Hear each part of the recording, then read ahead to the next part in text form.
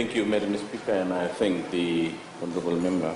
Madam Speaker, 2 years ago, I had a consultation with the stakeholders in Sigatoka. He's quite right, because normally he dreams a lot of things. Unlike us, we do act. And I will tell you the story of this project.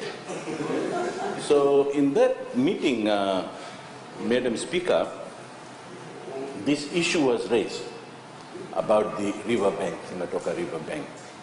And I was told by the stakeholders, especially the business community, that they have raised this to the previous government on the danger of the erosion, soil erosion.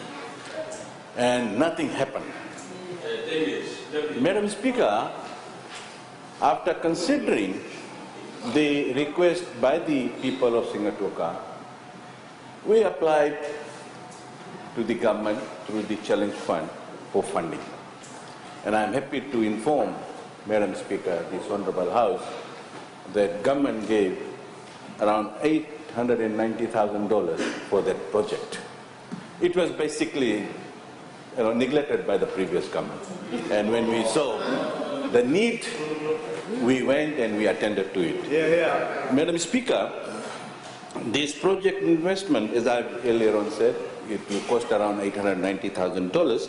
The work has also included the hiring of a civil and a structural engineer to carry out the assessment, which has been done. The designs has been done, specification and tender documents all done. And now the work has commenced. Madam Speaker, the town of Sigatoka, situated beside Fiji's longest river, has been commonly known as a river town. The river bank along the town centre has been an attraction,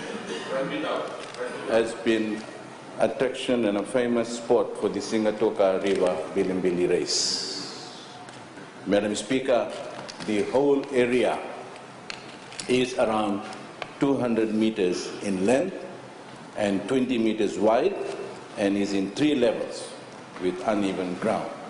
The area seriously lacks sitting facility right now or any other public facilities at this point in time.